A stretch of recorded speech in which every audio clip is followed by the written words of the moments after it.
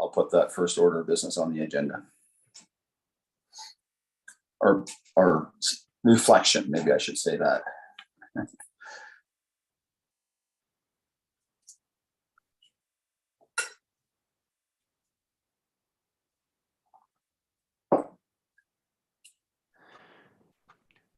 All right, Mr. Chair, I'm ready when you are. Okay. Good afternoon, everyone. Okay. Welcome, everyone, and good afternoon, everyone, and welcome to our Affordable Housing Task Force meeting today for September 19, 2022. We do have a published agenda that was on our website, but reflecting back of the funeral today of Queen Elizabeth II, I thought it was probably, we all thought maybe it's appropriate that we take maybe a minute of silence to reflect and think back to all the years of her reign and all the great things that she has done. And so we'll take that minute of silence right now.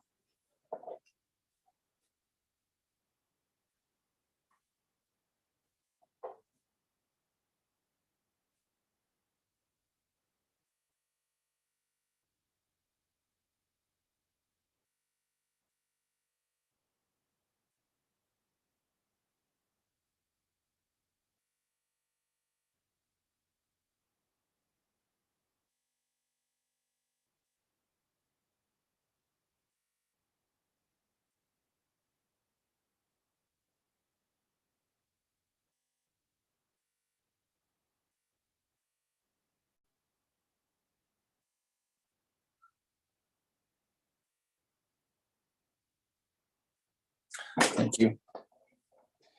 Just before we do move on, does anybody have anything they wish to say about today's funeral or any reflection? Mr. Warden, do you have anything you wish to say? Just being what it is.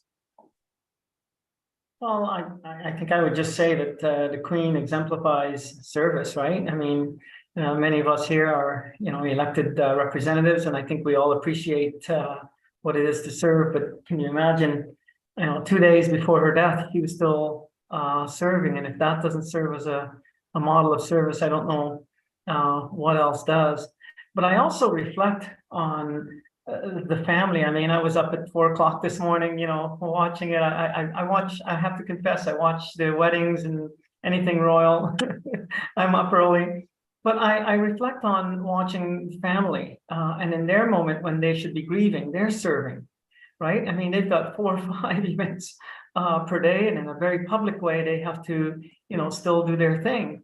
And isn't that the ultimate in service? They don't get to be like the rest of us. It seems like, we can break down and, take a week off and just, go and paddle a canoe or something.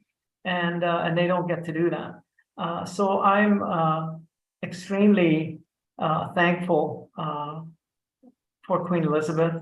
I'm thankful for the royal family and everything that they do in terms of service. And today, my heart, I have to admit, is heavy. Thank you, Mr. Warden. I don't know, it's a great word spoken there. And I think we followed a lot of different events. I remember back when Charles, was first married to Princess Di, and then it's just past 25 years when her passing, the end of, I think it was August 31st when she passed, and which was so tragic in itself, right? And you just sort of look at those milestones and that. So thank you for that. Does anybody else have any reflection that they wish to share? Or certainly we're going to today's, as you said, Mr. Warden, we're up early and watching it, but I'm sure there's going to be opportunity for those that weren't able to see it again, and it'll be in the archives. I think they were even reflecting on back in King George, and also when Queen Elizabeth became queen, and also so that was captured in the archives as well. So for the history of our country and our everyone that's part of it, it's great that that's captured for that. So okay, well, thanks for that time for reflection. Very important. Okay, well, we did have a published agenda that was on our website. To the members here, are there any declaration of pecuniary interest with members with the items on their agenda?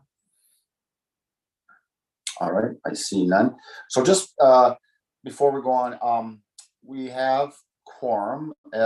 Sarah, I think, oh wait, no, Councillor Soever, he resigned from this committee, did he not? Right. Are we missing anybody else? No, No, we're all here. Mr. Chair. Okay, great. I just want to make sure we didn't miss anybody.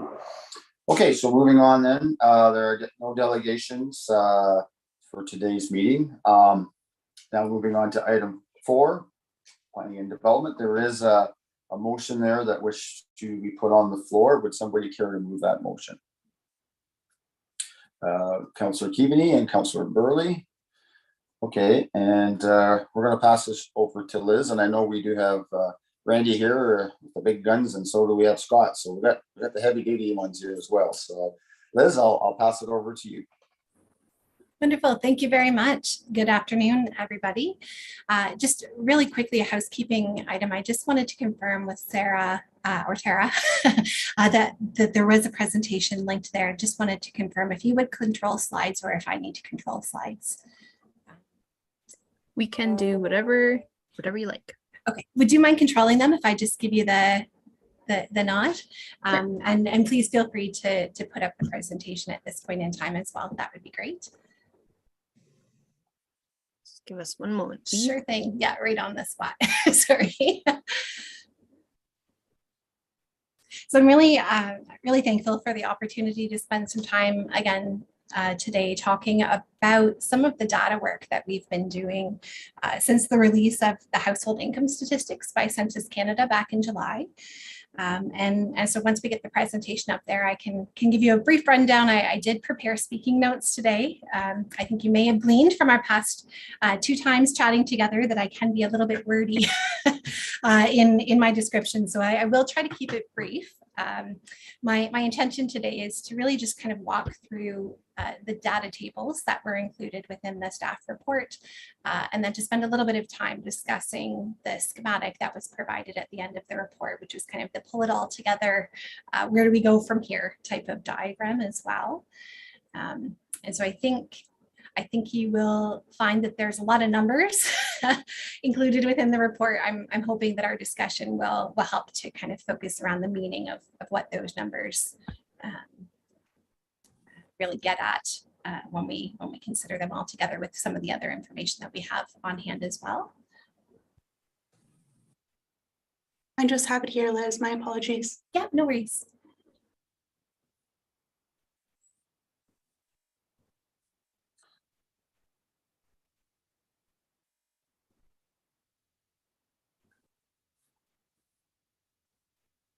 Perfect. Okay, if you want to flip ahead to the next slide, that would be fantastic. Thank you. Okay, so today my intention is that we'll start with a really brief chat regarding data literacy, and then we'll talk through some of the information that was provided within the staff report that went out within the agenda package. And like I mentioned, that will be primarily focusing around those data tables so that we're all kind of comfortable with where those figures came from, and we have an understanding of where we can rely on those numbers and perhaps where we cannot. In addition to that, we'll talk a little bit about the meaning making section of the report and that summary schematic provided at the end of the report, and then a few quick discussion items around kind of next steps or where we think we're headed with this surplus lands project in particular. I think there's 2 kind of priority or key goals of the presentation and the report today. First and foremost, to inform. So to share, what the data appears to be telling us at this point in time. And then we would also provide a little bit more of a nuanced framework to help us structure our further discussions around affordable housing needs and interventions. I think up until this point, we've really had kind of the high level provincial policy statement definition of affordability.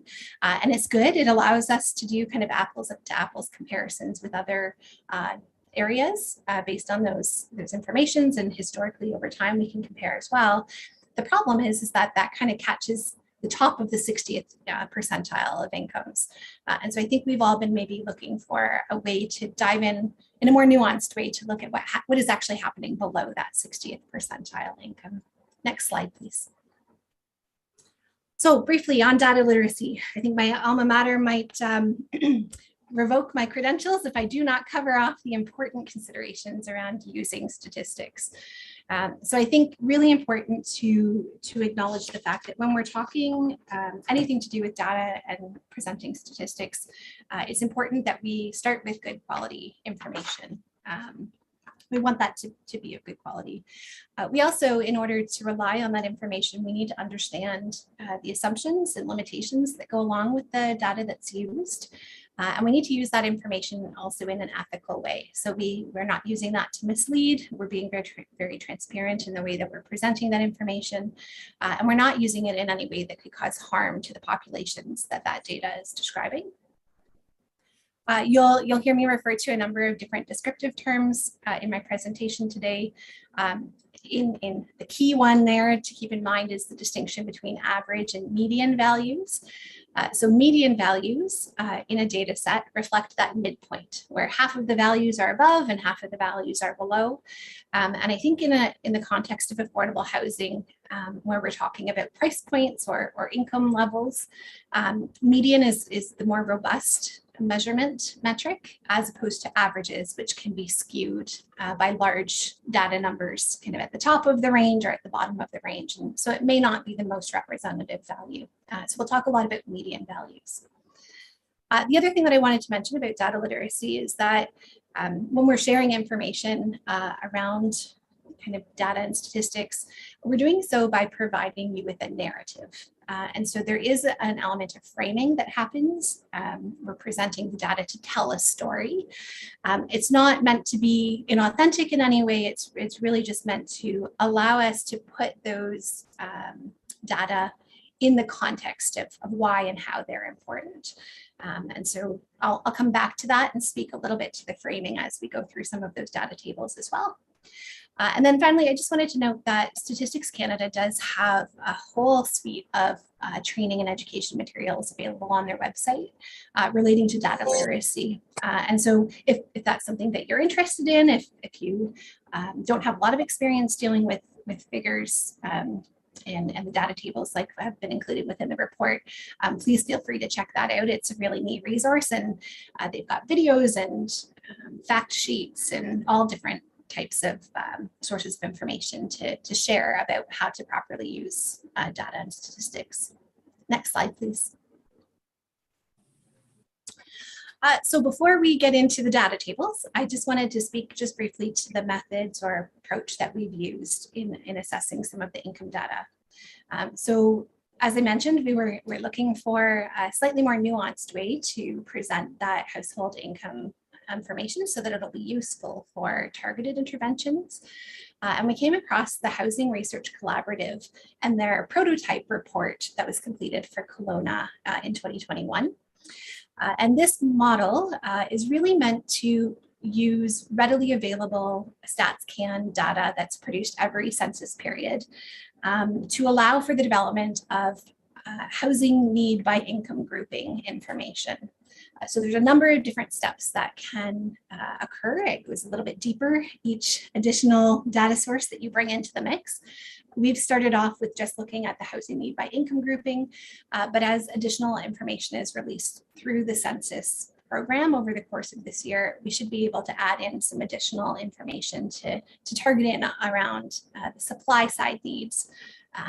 So in terms of sizing and number of households at each income level. This model also includes a land assessment tool, so similar to the GIS tool that we've been working on through the Surplus Lands project. And it includes kind of like a heat map approach, I guess, where it takes a number of criteria and ranks sites based on those criteria, which kind of gives you a number 1 site versus a number 5 or number 10 site, depending on the scale you're using for potential siting of new affordable housing projects. Next slide, please.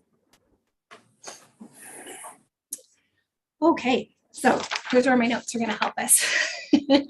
So diving into the report, we'll start just right at the beginning with table 1. And this table outlines the household and individual incomes for those communities within Grey County and for the county overall. Across on that regional basis, the median household income is identified at $78,000. But there is a range within those median values for different communities within the county. So Owen Sound, for example, having the lower median household income of 63,000 and Town of the Blue Mountains with a median income of 101. If you take a look at the averages there, again, you can kind of get a sense that there may be some skewing happening either by high incomes, for example, in the case of Town of the Mountains, where that average is quite a bit higher than the median income. Next slide, please.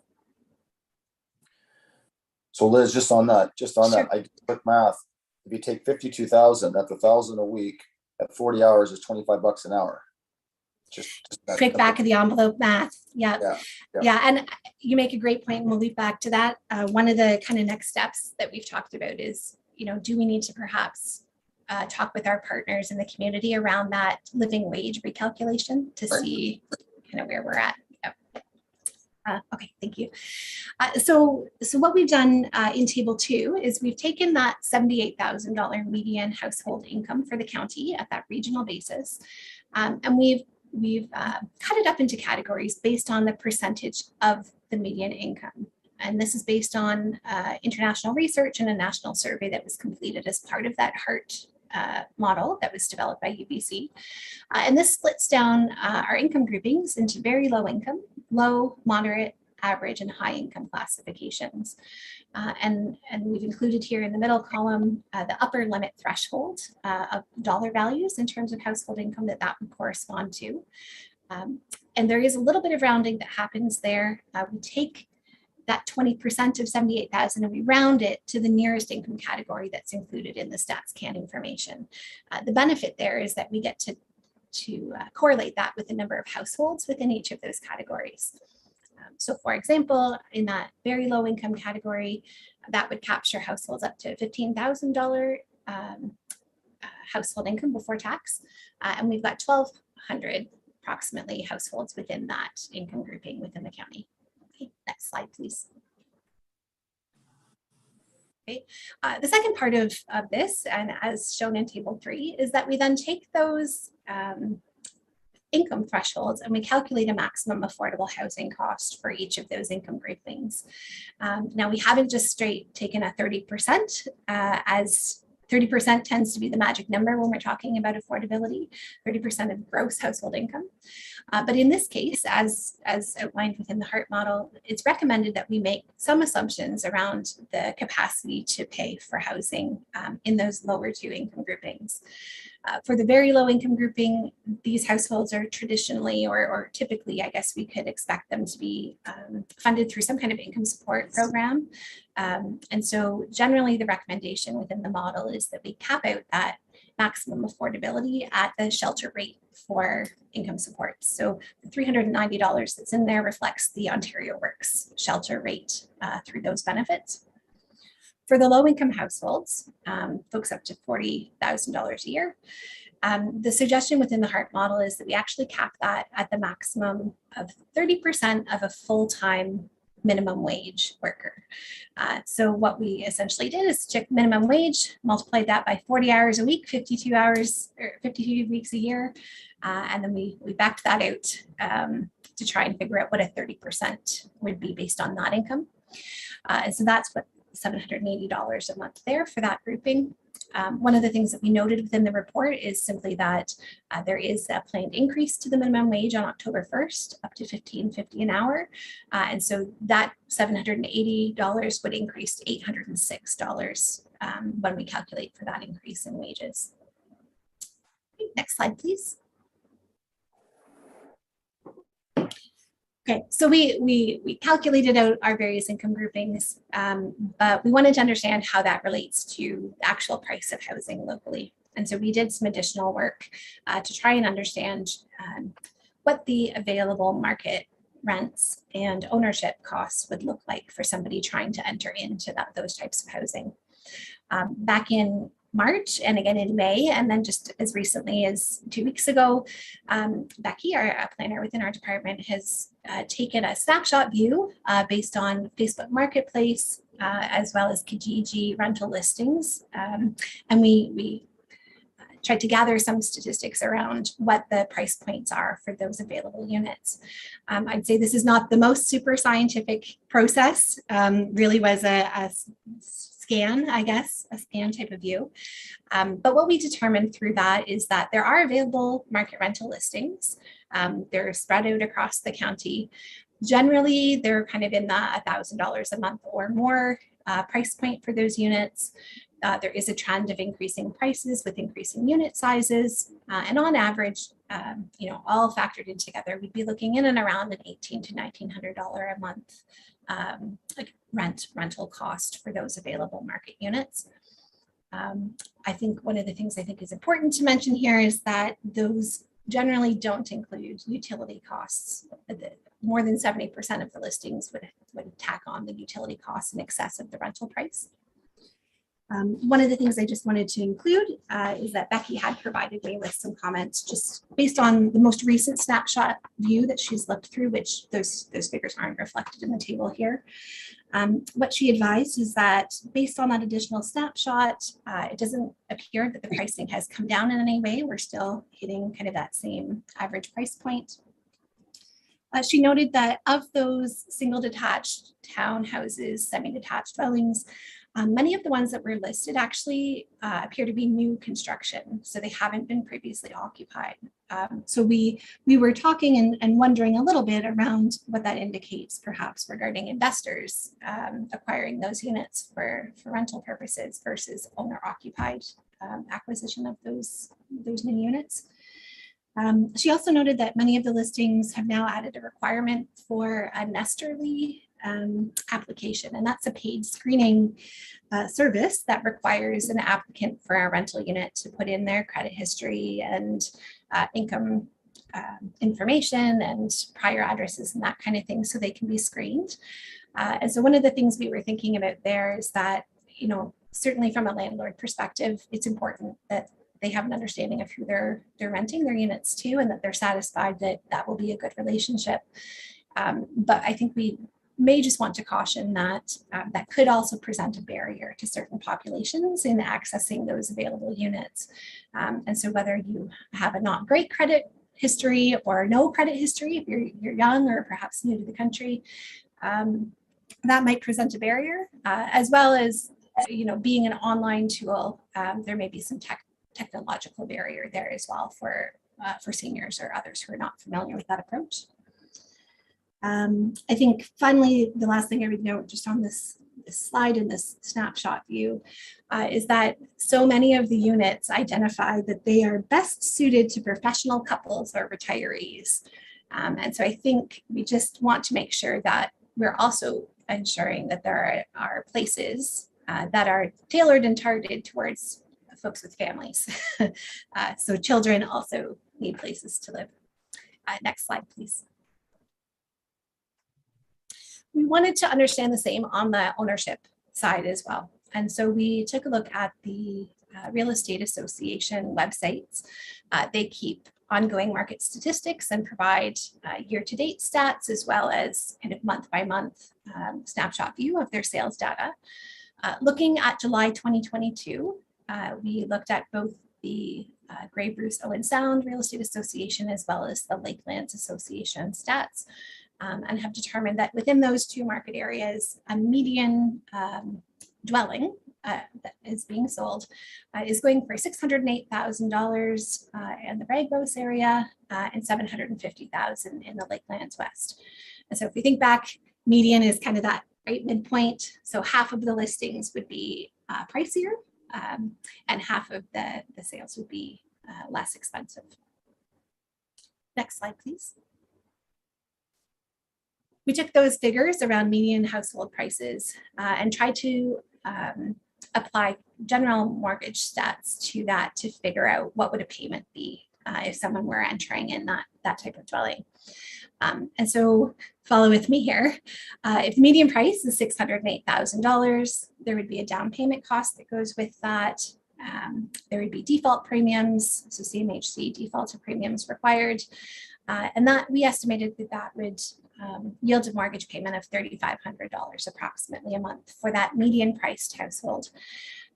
If that mortgage payment was 30% of that household's income. So if it was affordable to that household based on that definition, a gross annual household income of close to $142,000 would be required. And then likewise in the Lakelands West, $173,000 in order to support that mortgage payment at an affordable rate. And I think I definitely had sticker shock looking at these numbers. And you know, I think I'll just speak here as well to framing again. So clearly, if you increase the down payment, the monthly payment is going to come down in those mortgage calculations. But because we're looking at this information through the lens of, you know, people moving into kind of a different type of housing or accessing that housing where they're not already in an ownership scenario, we chose that minimum down payment just to give us an idea of what is that barrier to entry so that we could better understand how that would apply. Quick question, Liz, or just on your Sure. math. So 608, you had 6%. So 6% is your minimum down payment for CMHA or whatever it is, mortgage insurance or whatever it is, right? Is that right? Yeah, the 6%. So there's a minimum requirement for 5% down payment on any price. I think it's $250,000. No, sorry, $500,000 or below. $500,000 or below, you have to give 5% of that, and then it's 10% of anything above and beyond that. So if somebody put more of a down payment down, that default premiums would change as well, right? That's right. Yeah. So you'd be so the standard mortgage would be a 20% down payment, and at a 20% down payment, then you wouldn't have the default premiums factored in as well. Yeah. And I don't know if that note needs to be there, but it really is ratcheting up the person that doesn't have, but there's more to pay too, in a way. Yeah. Well, and I guess I think about, you know, if you're in an existing market rental, for example, and you're thinking about home ownership as your next step, the affordability of the market rental that you're in and your household income and family resources are really going to shape whether or not a large down payment is possible for your family, right? And so I've chosen the minimum here just for that illustration. I suspect that mortgage brokers everywhere would be recommending a higher down payment to try and minimize some of those default premium costs as well.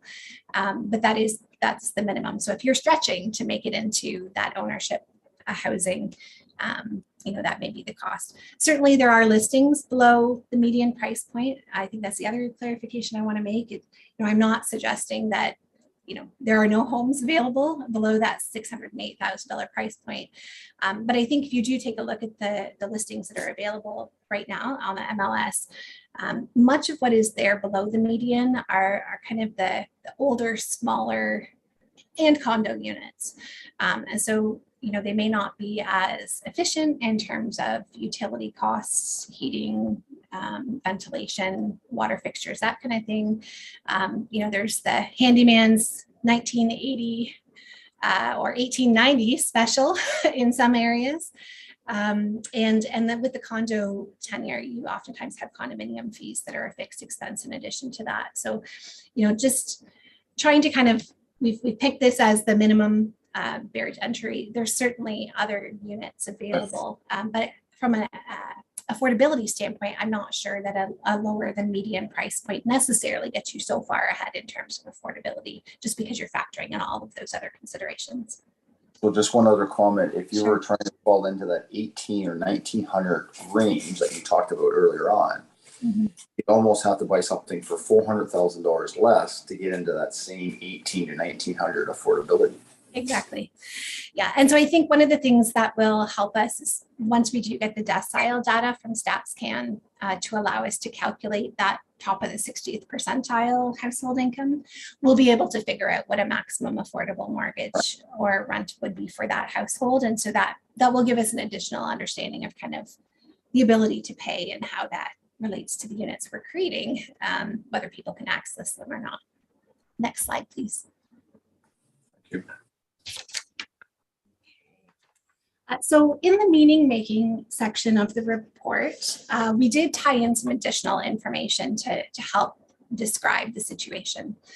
So one of the things that we pulled in there was the waitlist information. And so in discussing with Brad Noble, our data specialist, we understand that this has been steadily increasing. The waitlist has been increasing over the course of the pandemic, and even up 381 eligible applicants between April and August of this year. So we've got 2,327 applicants on our affordable housing waitlist. The other factor that we brought in is looking at core housing need. And so within the census data, they do provide us a breakdown of those households that would be in inadequate or unaffordable housing. And so in 2016, that number was 4,190 households for the county overall. And the primary driver of that mismatch with their housing was affordability, as opposed to condition or sizing, for example. And then the final matter that we pulled in for consideration within that meaning-making section was that the Smart Prosperity Institute report, and I think that's University of Ottawa, they had gone about trying to kind of truth the claim that Ontario needs 1.5 million homes within the next 10 years. And so they went in and took a different approach to their calculations than underpinned the original by the province.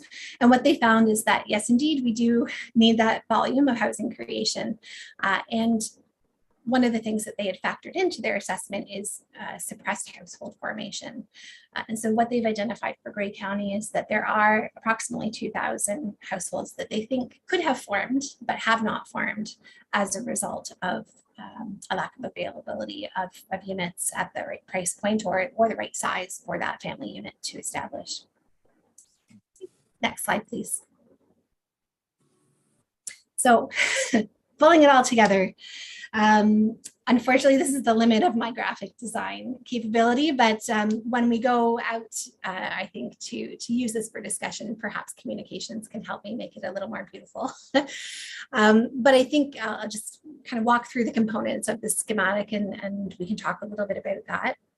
So along the top, we've got those household income thresholds. So 15,000 corresponding to that very low income group, 40,000 low income, and so on. We've also along the top included that maximum affordable price for each of those income groupings. Along the bottom, we've included the number of households that fall within each of the income groupings, and the width of each of those categories is scaled based on the number of households that fall within those groupings. And then we've got those income grouping titles, so very low, low, moderate, average, and high along the bottom. And then what we've done is we've placed on different types of housing and price points of housing, trying to kind of fit them in where they work for those households. So if we start off at the left-hand side, for those folks that are in that very low income group, we've got that deeply affordable housing. So that's provided by the county and by nonprofit partners. Perhaps those folks are living in market rentals, but with a market or with their portable rent subsidy. Some of those folks may be occupying emergency shelter or be without housing at this point in time. If we're looking up into that moderate, into the low, that was very low, into the low grouping, again, those folks are potentially within some of those supported or subsidized housing scenarios based on what they can afford. But we do know that the market rentals that are currently occupied across the county have a median price of somewhere around $950 a month, and that's based on CMHC data. And so presumably some of those folks below the $40,000 income level would occupy some of those units as well. I think also in here, I'm not suggesting that all 7,620 households within that low income grouping are in core housing need.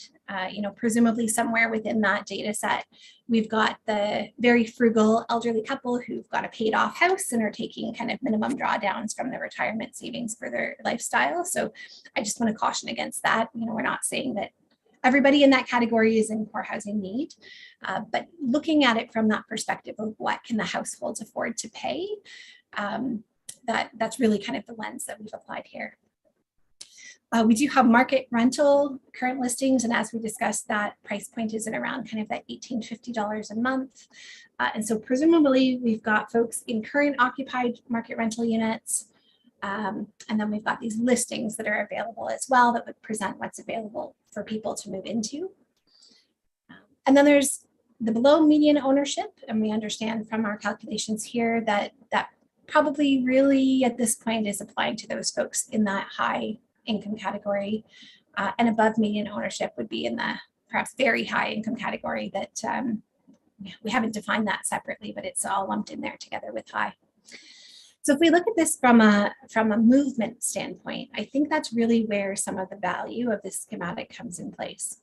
So, if we think about ourselves occupying a market rental, and then, our spouse passes or we lose a job, what housing options are available to us if we've had a hit to our household income? Likewise, if we're in a market rental and looking to move for a job, we're then leaving a unit that might be affordable to us right now, but we need to see what's available on the market. We can only access those units. And so we're talking perhaps a difference of $1,000 or more a month between what someone might be paying in an occupied unit and what would be available on the market for them to rent. And so I think, when we look at it in this way, we can kind of target in a little bit around the bottlenecks to flow between the various types of housing and affordability price points in the housing system. And I think likewise, we can start to think about interventions that we might make at those bottlenecks or at those different income levels. And so along the bottom there, we've identified, employee housing, rooming houses, and additional dwelling units or additional residential units.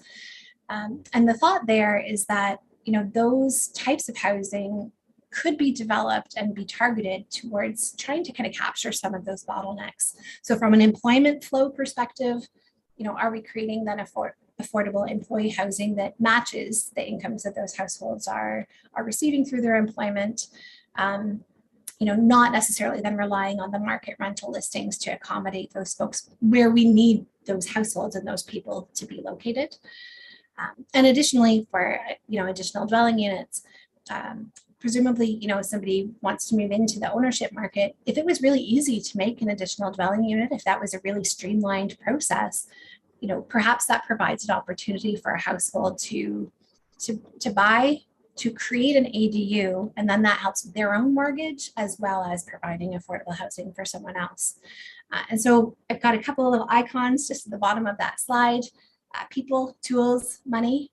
And so my thought is that, in a go forward situation, we could be looking at this kind of chart and these different bottlenecks to flow between the different price points and try and think about, who can be empowered to create housing that's available to those price points. What tools do we have available and what financial resources can we pull in to that mix? And so I think that's where some of our future work will be is trying to kind of target some of the interventions to really hit those price points that we've got a full range of supply across the various price points. Next slide, please. Okay, and so this is the last one. We've made it. So just thinking forward in terms of the surplus lands project and some of the data work as well. We do have that special data order in with StatsCan. We're just waiting for that decile information to do those provincial policy statement calculations of affordability. We have, as staff, begun some in-house pilot site assessments for affordable housing. We've chosen a couple of county-owned lands to start with, just to kind of truth our process to make sure that we've got a good flow to that process of reviewing for suitability for affordable housing creation. We'll be working with communications to roll out some key messaging as we had discussed last time, and we'll update that together with some of this data that helps us target in around maybe where we need to direct our key messages and the types of information we need to share. We'll be pursuing some county and local staff discussions regarding this data report and those targeted interventions, and then also trying to glean an understanding of any kind of local surplus lands that perhaps may be well suited for affordable housing creation.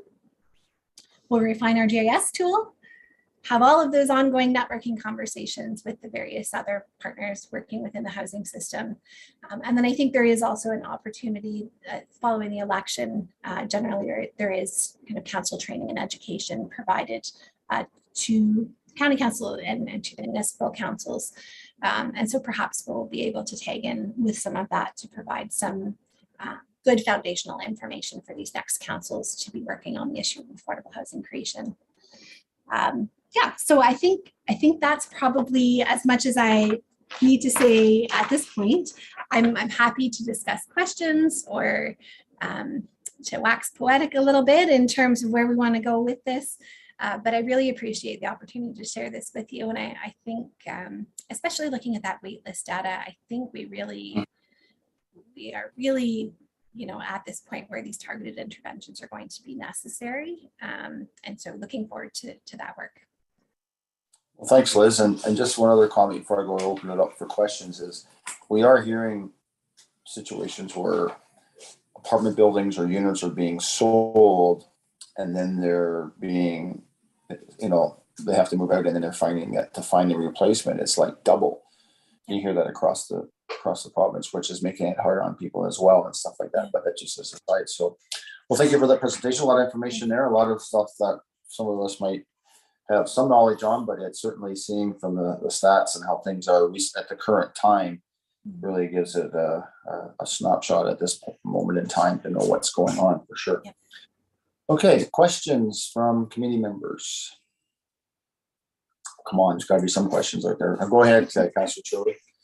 Councillor Keavy, I should say. Councillor Keavy.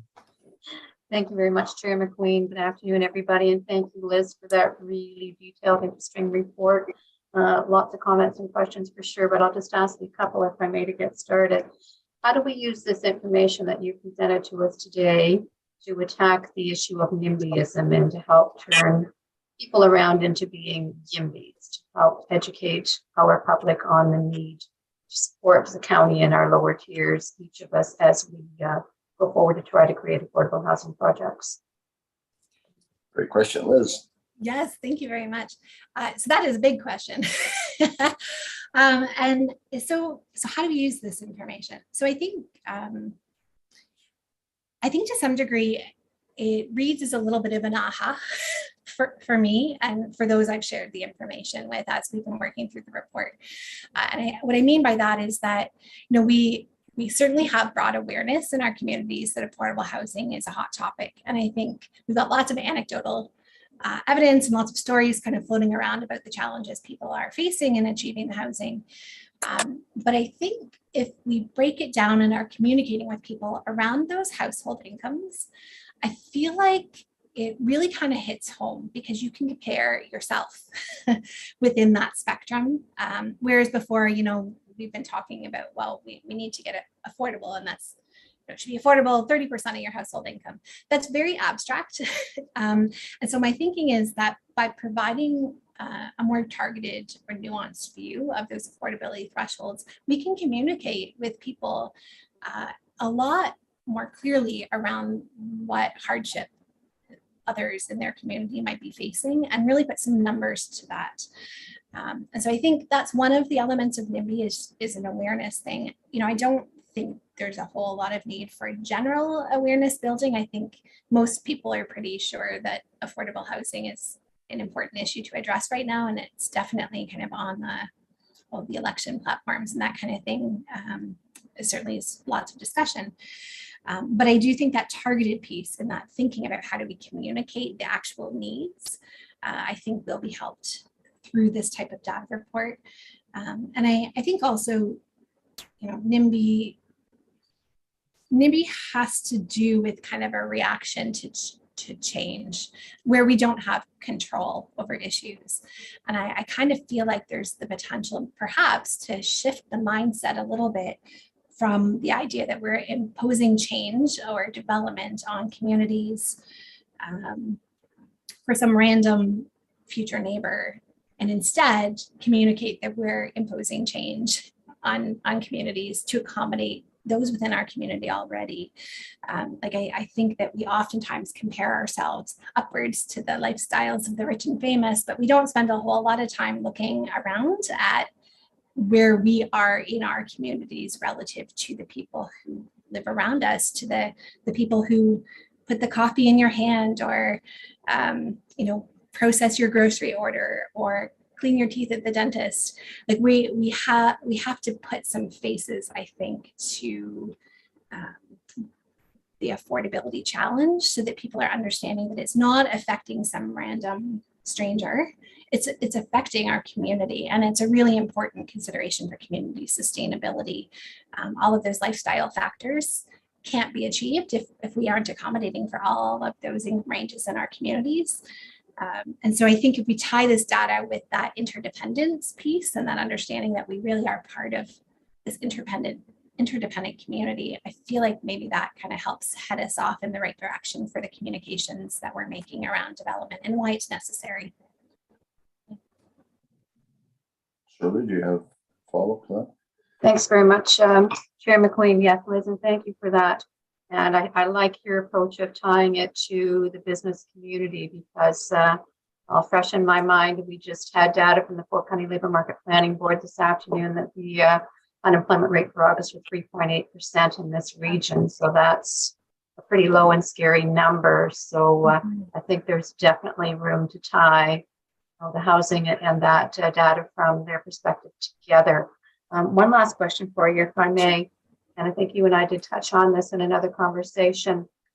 Again, rolling this data out to developers and creating that toolkit that will support anyone who's interested in helping us solve this problem with all of the available incentives and so on. And looking forward to that, as I imagine you'll create as you work on those pilot projects. So just want to say great work, Liz, and thank you. Thank you. Thanks. Yeah, thanks for that question, Shirley. And just to interject there, we know we're at the level of prices today. It would be interesting if you took what pre-COVID numbers were, because just listening to the business report this last week, numbers are starting to trickle down a little bit, maybe more to Southern Ontario. I just wonder, we saw COVID took a big jump. I just wondered if what it would be like today if we were pre-COVID numbers, and just something to put back on. Yeah, because we have seen, we've all seen it on that, and just in the sense of affordability, I've heard it all said where it said, how's our kids going to afford? So the NIMBYism is right in our families. How's our kids? How's the new generation or our seniors going to, it's right there. It's not like it's an ugly thing. It's all around us. So that's the good part. So other questions, comments?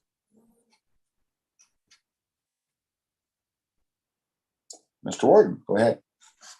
Thank you, Mr. Chair. I'm really interested in the median household incomes chart, and I look at Hanover and Owen Sound being at the bottom. And could you help us to understand why it is that our two primary settlement areas have the lowest median household incomes? Thank you. Happy to tackle or to try to tackle that one. So I think there's probably lots of causes associated with that.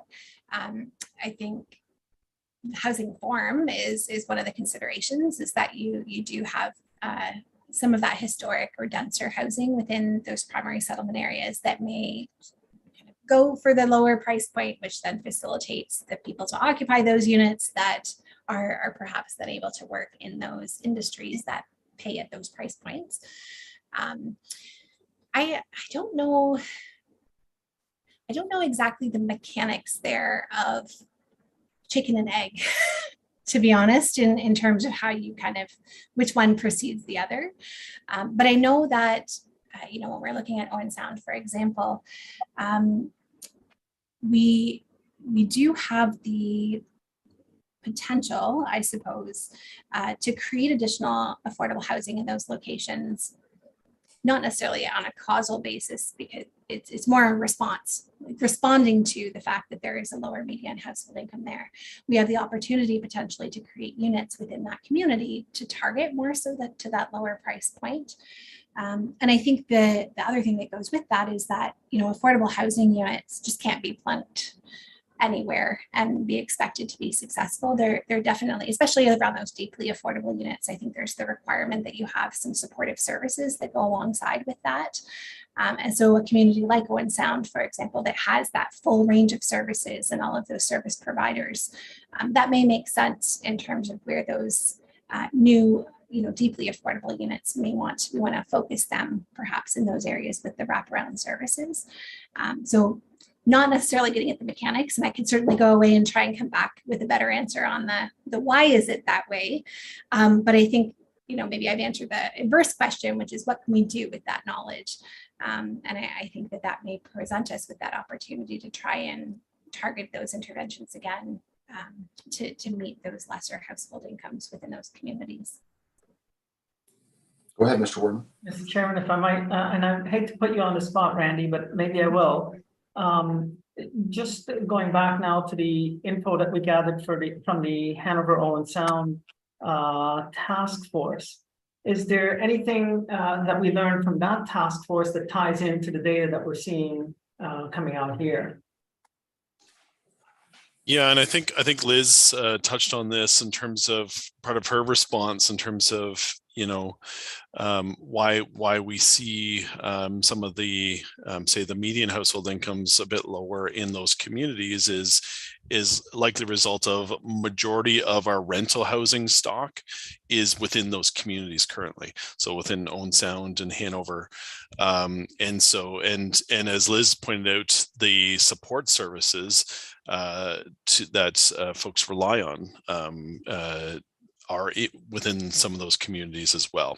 And so, if you're making decisions in terms of can I afford transportation or can I afford housing, being close to those services and not having to rely on, say, a vehicle to get to those service locations is likely a result of why folks then reside in those communities where the services are available to them. I'd have to go back and look at some other information from that Hanover Owen Sound Task Force report to see if there's some other insights that were drawn from that that tie into this new information. And we'd be happy to look into that further and follow up. I think the key is having this data and information just provides a different perspective, I guess, on this data. As Liz indicated, that having those previous PPS definitions of the affordability sets that maximum threshold and doesn't get at the crux of, what about the incomes that are below that maximum threshold, and making sure then that we have housing options and that we're targeting those options in order to address the needs across the housing spectrum. And as you can see, the housing spectrum, when you look at it from an income perspective, is quite vast.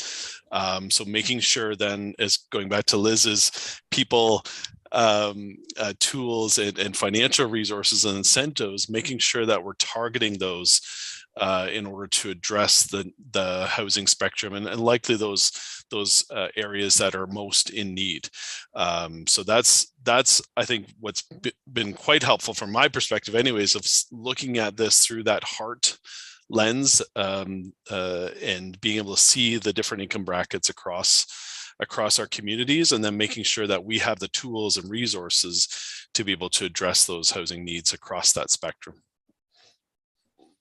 Where did they follow up? Last, thank you for that, by the way, Randy. So this report is about sort of an update on surplus lands. And it's excellent information in the report, by the way. But what am I supposed to take from this data as it pertains to surplus lands? So I can respond to that. So I think the main takeaway here is that we're going to have to be really, really selective with how we use those surplus lands, because I think we don't have lots and lots of surplus lands all over. Each municipality probably has a handful that might be suitable for some kind of redevelopment. And we've been developing the process map and screening tools to kind of go through and do that assessment to determine where those properties might be viable.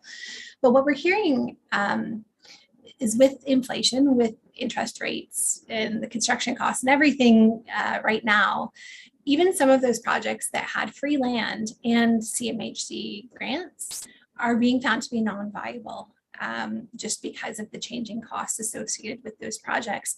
And so I think on a go forward, as we're considering and screening those surplus lands, we may really want to kind of evaluate them from the perspective of that deeply affordable housing, and whether that's county initiated or perhaps more likely nonprofit partners maybe undertaking those projects.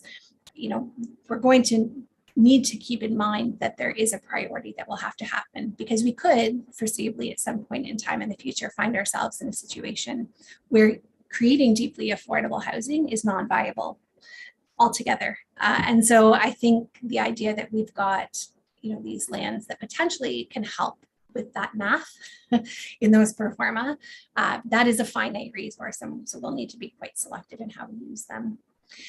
The other thing that I might just mention, if okay with you, is that you know, I think it's challenging, and County Council is certainly the right group, I think, to target this comment to, in that, you know, I think each municipality is really hoping to try and find a meaningful way to address the affordability issues in their community. But I think one of the things that this report highlights is that, you know, the affordability problem is not necessarily equally distributed throughout the various communities. And so when we're talking about how we proceed with projects, and whether that's on surplus lands or otherwise, you know, I think we'll probably need to get our heads around how we equitably kind of share the wins across all of those different organizations. And so I think, you know, regionally, we look at those numbers regionally, we're trying to understand, as an area of commerce and of business and of living, how do we function as a whole? And so I think there will need to be a bit of a mindset shift in that, you know, it's not necessarily each individual council looking at all of the tools and all of the options to address affordable housing, but it may just be that certain areas need to focus in on different solutions, and that those wins in, you know, maybe it's accessory units or employee housing in one area, and maybe it's deeply affordable subsidized units in another.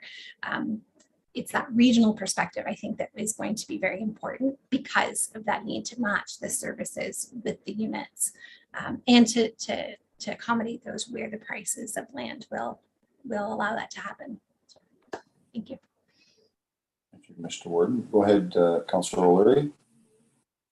Thanks, Liz. Thanks, Chair, and through you to Liz. I just wanted to ask, we have a breakdown on just about everything. Do we have a breakdown on the 2,300 families? I don't know if that's the right question. Is there anything we can learn from the families that are there? Is there sisters and mothers from the same family that count for three? Could we put two families together and get them off of the list? Is there single mothers there that are getting no money or no income from their exes? And is there other areas that we can attack within this list or within the breakdown to get people off of that list? I don't know if I'm making sense, but do we have a breakdown on the 2,300? I see Anne Marie has her hand up. Go ahead, Liz. Or do you? Okay, so I would defer. Anne-Marie, did you want to address that one? I think you're more familiar with the list. I just wanted to talk actually about the number of 23. That must be individual people and children all on our list, because our list is actually 1,500 households at this point, and that is from all of Ontario. So that doesn't necessarily, there's probably about 75% of that are actually from Grey County. So there are breakdowns that we can do for that. So I'm just looking at that number. I'm not sure where Brad got that number from, but I'm thinking that it must have been individual people that came up on that instead of households. So that's something that we can look at. And we do have a breakdown of who wants housing where, and how many are families, how many require a 3-bedroom, a 4-bedroom, that sort of thing. And we do work with people to try and figure out, but until a housing unit comes up, we don't really delve into what is their personal situation. And that's where I think when we're looking at what we're going to talk about next, about some of our most vulnerable with our coordinated access system, and that's where we're assigning caseworkers to people that are struggling with homelessness, so that we can dive into, is there somewhere else that you can, is there a family member you can live with? Is there, some money that we can get to you? So that will help some of our most vulnerable, but certainly something that we could look at, reaching out. I mean, we do talk to everybody on our wait list at least twice a year, but maybe there's some more in-depth conversations to be had there for sure. Thank you for that, Anne Marie. Go ahead, Councillor Lori. Thanks, Mr. Chair. So Anne Marie, is it, would we be better off to dive into this and see what we find out? Like, I don't mean to be disrespectful, but I just mean that there might be some things we can find out here that we can go at from a different angle to try and tackle this. There must be something.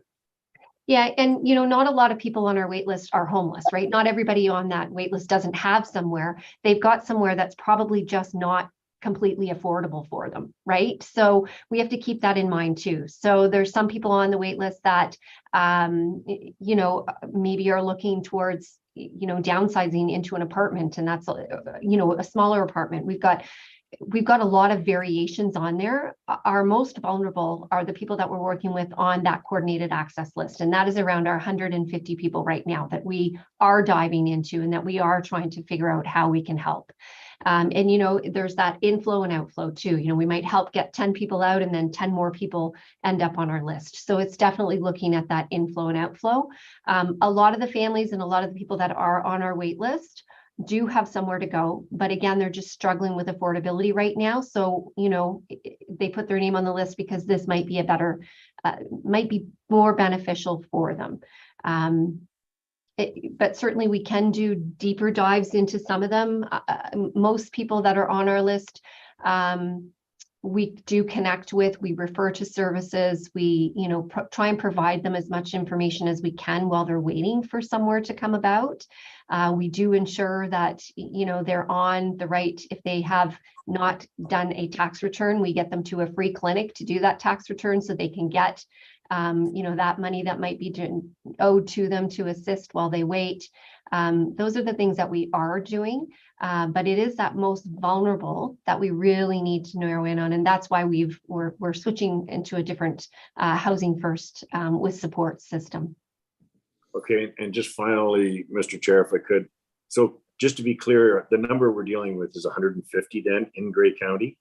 That we know of, and that changes daily, right? So there might be somebody, again, coming in and out of our list, but we have about 150 people that experience some sort of homelessness on and off, or are completely, chronic homelessness for more than 6 months. So that is that 150 that we're working hard to get some supports. We do require a lot of housing that we don't have available here, like 24/7 supportive housing with mental health supports, addiction supports. That's the housing that we're missing. That's that missing link right now in order for us to put an end to chronic homelessness. 14th Street right now is going to be a good project for us, a good, pilot project, I guess would be the word. And we are able to provide the bricks and mortar, and CMHC is looking to provide the supports, but we need a lot more housing with supports. We have a number of people on our list right now that we've housed many times, but because there aren't the supports to help them remain housed, they end up back on the street. So those supports are very, very important. Great, thank you. Thanks, Mr. Chair. Thank you. And just following up on that, so certain programs, if it's government funded programs, the revenue or the income goes directly to the landlord, right? There's a mechanism so then it doesn't get spent somewhere else. It goes directly through on certain circumstances, correct? There are some portable housing benefits that are available to people that do go directly to a landlord to assist with the rents, but they don't cover the full % of the rents. But the province has actually enhanced that program over the last couple of years, and we've been able to access it. The application goes directly to the province, so we help the person apply to the province. And of course, we have a wait list for that program, but it has been very beneficial for a lot of people. And some of those people are still waiting on our wait list, right? So when they get into our housing, then that benefit could go to somebody else. But certainly, yes, it's been beneficial. I was just picking up on your part that people come in and out, and I wasn't sure if that fund was there, then it's gone, and then it's gone somewhere else. No, a lot of it has to do with mental health, that just maybe for whatever reason they're unable to keep themselves housed, whether it's with conflicts with neighbors or they're not paying their rent, or, you know, addictions, mental health, that just maybe the supports aren't there in order to help them with their daily living needs. And that's where we need that 24/7 housing. It's a good question on that list. Are you finding opportunities or people entertaining the idea of buying a property together with somebody else just to get a roof over their head? Is that, I've heard some stories about that. Not on this list. I mean, we're dealing with the most vulnerable. So a lot of the people that are on Ontario Work, so they're getting $700 a month to live on. And so there's not that opportunity, that financial opportunity. But going back to where there's numbers of people that can't afford, are you finding that though, as people being entertaining that idea of buying a place to make it affordable? Like, no one that we work with could afford to buy a house. We are mandated to work with our very low income on that chart that Liz showed, and so no one would have enough money to buy. Even 3 or 4 people probably would be a difficult for them to do. And a lot of banks won't offer a mortgage to somebody that's on ODSP or OW. So they're rental and they're looking for that rental. But we do have some people that are going together to look at a rental house. So there might be 2 people looking at a 2-bedroom or even sometimes a 1-bedroom in order to afford it. So we are seeing that a bit. Cohabitating. Yes. Thank you, Councillor Burley. Thank you, Mr. Chair. I just want to apologize. My northern Georgian Bluffs internet keeps cutting out, so I may disappear and I may not, but I don't want to miss this great conversation. So if I do disappear, I will try to get back on. Thanks. Well, we're talking about in and out, so you might be one of those in and out coming and going. So far, so great. Okay, Scott, you got a comment there. Thanks for that update, Councillor Burley. Yeah, thank you, Chair McQueen and members of the task force. I just wanted to circle back and first off to say thank you to Liz and Brad and Becky for all the work they've done in terms of gathering this data. And Randy and Anne-Marie and I got a snapshot of it about a month and a half ago. And I know there was lots of aha moments as Liz described. But I think for me, one of the aha moments, and this is almost circling back to Councillor Keaveney's original question around, what can we do on messaging and NIMBYism and everything else, is that the scope of housing need out there extends far beyond sort of just affordable or not affordable. And even within that affordable, there's such a huge range. If we look at the HART model that Liz has presented and that schematic on the very last page of her presentation, between the very low and even up into the average. And I think if we look at messaging back out to the community and with our incoming councils, if you were to say to somebody, say even five years ago, we've got someone in our community that has a $60,000 a year household income, which I think to many people would be a very, very generous household income, and they're having trouble finding rental housing. And I know we've all got anecdotes and stories from our own communities. There was one being told recently about an OPP officer that had taken a job in this area and quit not that long after because they couldn't find anywhere to live on an OPP salary, which again is what most people would consider a very healthy salary. And then we think about some of the negative stereotypes and stigmas we hear attached to in some cases affordable housing, or if we're at a planning public meeting and people start asking, well, you know, what type of people will this housing attract? And I think we really need to get beyond those discussions and have some frank discussions between our new councils and our staff and our communities, that, you know, we're not going to entertain this notion of what kind of people. Simply put, as Liz and Anne Maria both said, everybody needs a place to live. And if we can frame it back into some of those numbers in terms of, you know, here's what $60,000 a year income will get you in terms of a monthly mortgage payment or a monthly rent. But now you actually have to find somebody that will rent to you for that price. And so I think there's so much here that we can use in terms of that messaging. And as Liz has noted, we'll be working closely with our communications staff on this in terms of how we frame this in terms of a productive discussion going forward, and not trying to sort of combat anything, but work as an integrated community. So I'll stop my rambling now. But again, I want to thank Liz and her team for all their work on this topic. Especially we live in a climate that we get almost 6 months of winter, which makes it even harder, right? Summertime you can, but wintertime you're, you know, gotta get shelter for sure. Shirley, you got a hand up?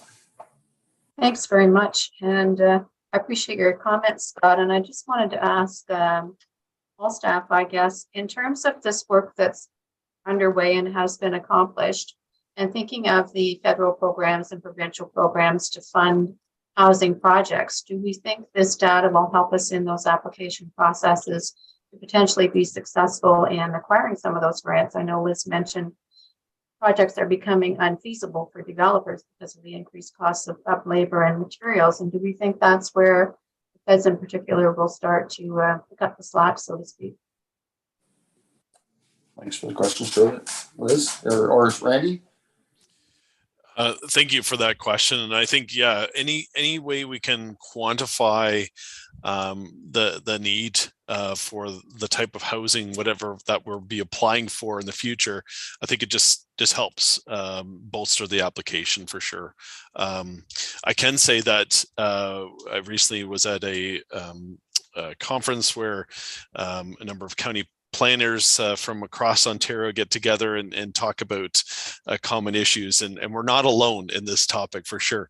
This is a matter across the province in terms of people in other counties trying to grapple with the needs across that housing spectrum. And based on the work that Liz and Becky and Brad, I kind of provided a bit of an overview to the group, and they're very interested in seeing some of the information that Liz and Brad and Becky were able to gather together using that HEART model, because it helps provide that narrative, helps provide more of that story, as Liz indicated, in terms of what are then the housing needs, and how then, as from looking at from say a planning lens perspective, what tools and policies are we going to require in order to support those different housing needs. And then from the financial resource perspective, going to your question, Councillor Keaveney, what programs or and grant funding programs that we can look to go after to try to tackle some of this, as well as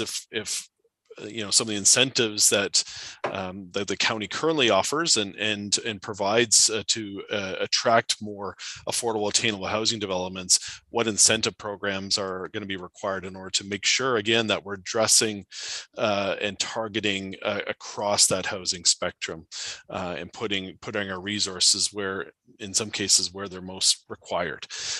So that's something that I think we'll be having ongoing conversations with our local municipalities and other organizations to look at opportunities and make sure that we have the tools, the right people, the resources to be able to move forward with tackling some of these affordable housing challenges.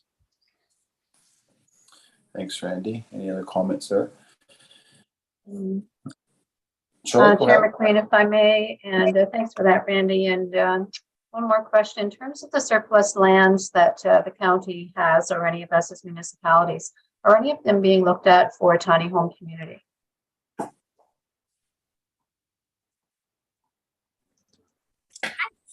So I can try and address that one. I'm not aware of anything for a tiny home community at this point in time. I think with the screening tool that I've been trying to put together in terms of all of the steps for assessment of a property of whether it's suitable or not suitable for an affordable housing project, I think we would probably get to a point where, you know, we've got a locational criteria for the site. You know, are we in proximity to supportive amenities in the community? You know, is the site of sufficient size to get us up above the unit threshold that would be required for grants from the federal government, for example? The actual form of development, I think, would probably come perhaps after the fact, because we would be really generally screening the site to say, okay, you know, does it have that right locational characteristics? Is it of a generally workable size and shape and services, that kind of thing?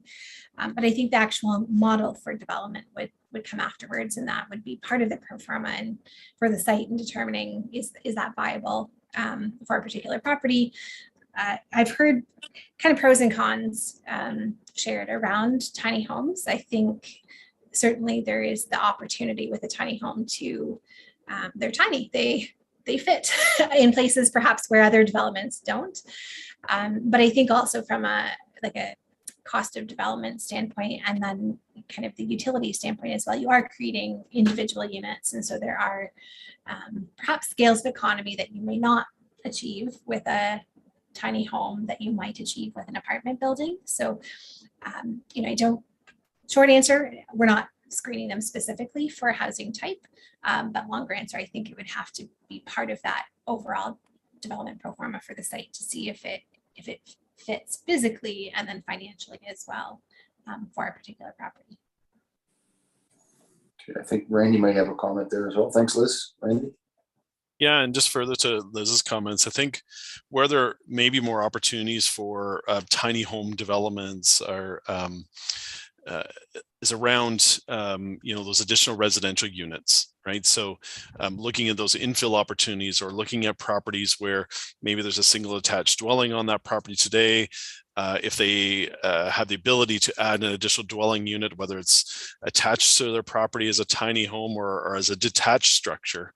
And part of that is through the policy updates that are being proposed through OP 11 is to ensure that we're allowing those opportunities from a policy perspective, both within the structure, existing dwelling structure, as well as detached structure. So I think that's where we see the most opportunity for trying to incorporate more tiny homes into our communities.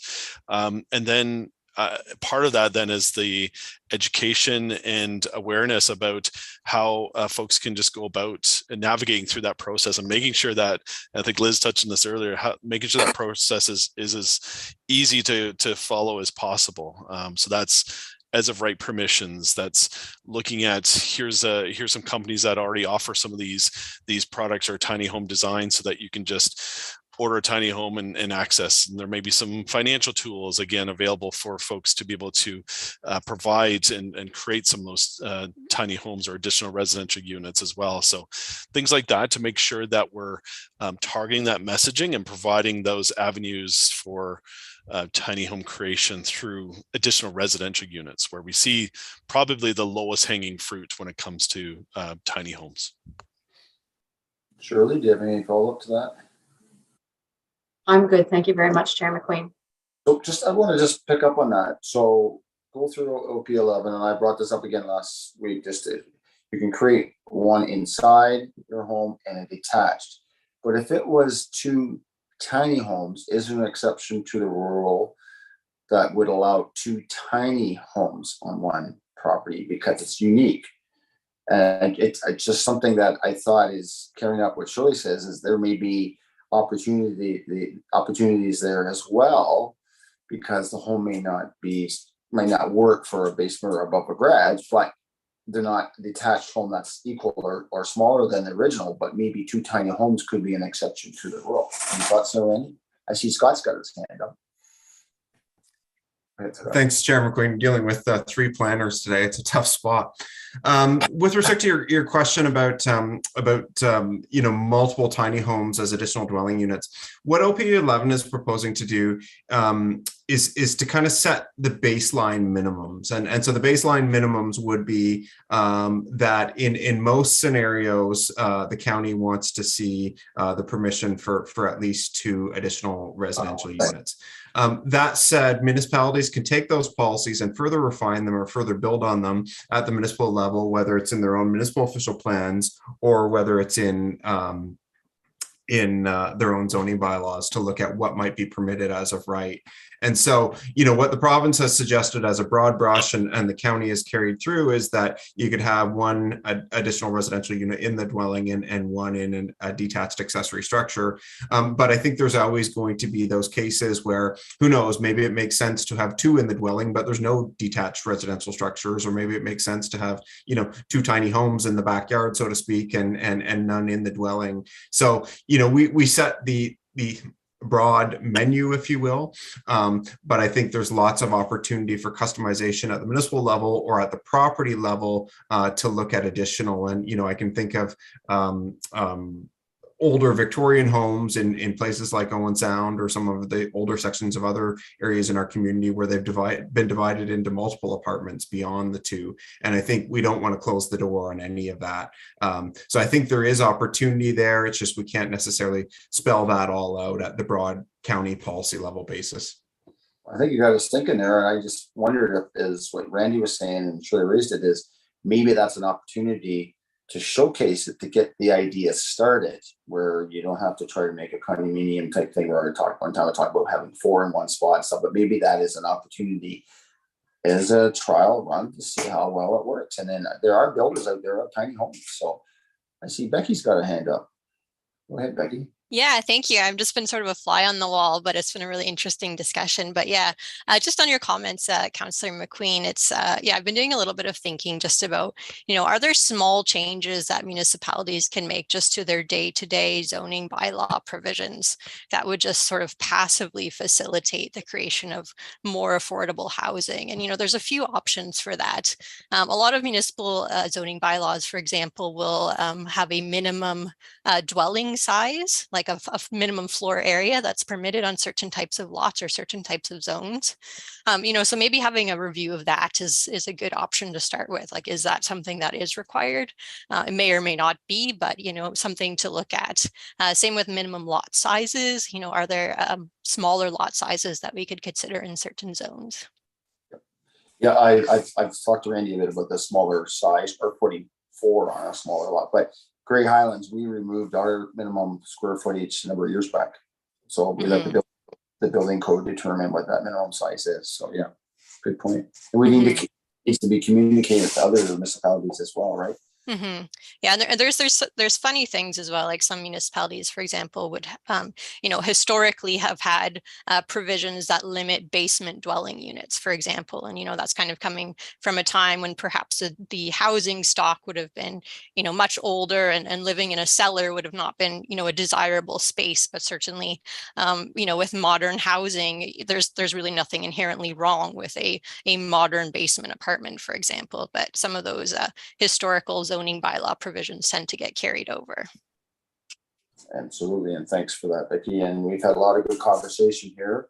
The report is on the floor. Is there any other new information? There's a lot of questions where we go from here, but certainly moving forward with this report, so that gets the next step going and stuff like that. So again, that was moved by Councillor Peabody and seconded by Councillor Burley. Any other comments? Seeing none, all in favor of that report? Okay, that's carried unanimously. Okay, well, thank you. Moving on to section 5 of our agenda then. Number 8, 14th Street Supportive Housing Verbal Update. I see Aaron's here, so popped up on the screen. So I take it, I'll pass the floor to you. Thank you. We had our kickoff meeting 2 weeks ago with the general contractor and all the trades, just to get a handle on who's doing what, when they're starting, and what's all happening. As of last week, all the asbestos abatement has been completed and all air quality testing completed now as well. Demo has started on all the interior walls. For permit and site plan approval, we resubmitted all the documents as per Owen Sound's conditions, so we're just waiting to hear back from them. And there was a couple questions regarding the permit, so we should have the permit this week. And once we receive the permit, the roof contractor is going to start right away. So things are moving quickly. We just got to get some permits and paperwork in our hands so we can move the project along. So that's Okay. the update for 396. Okay, just don't leave this in case there are any questions then for the update. All right, so it looks promising. Everything looks good. Everything's full steam ahead. Yep, I'm trying to push them as fast as we can. Make sure we meet our deadline. Very good. Well, and winter's coming.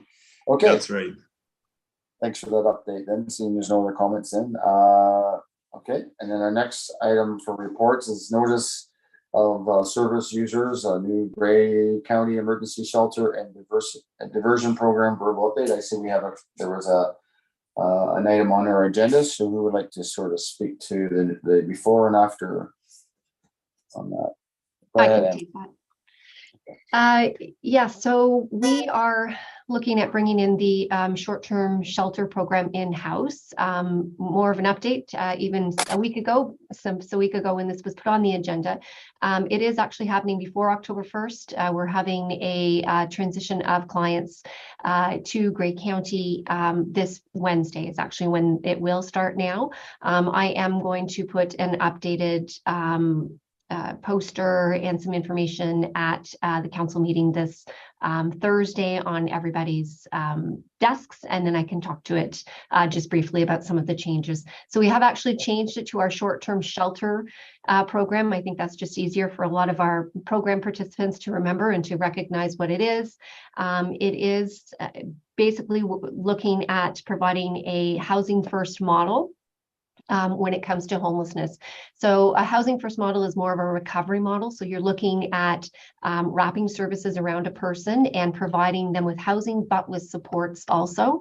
And each person that comes into the program and participates in the program will be assigned a case manager. So they will have someone that they can contact if conditions change, if something changes with them, if they're requiring something, they'll have that actual contact person that they will be able to talk with. So if a person came to us and was requiring some housing, we obviously look to, is there an opportunity for them to have housing through a family member, through a community resource that might exist already, such as the women's shelter. If not, then we would look at putting them into short-term shelter in one of our motels.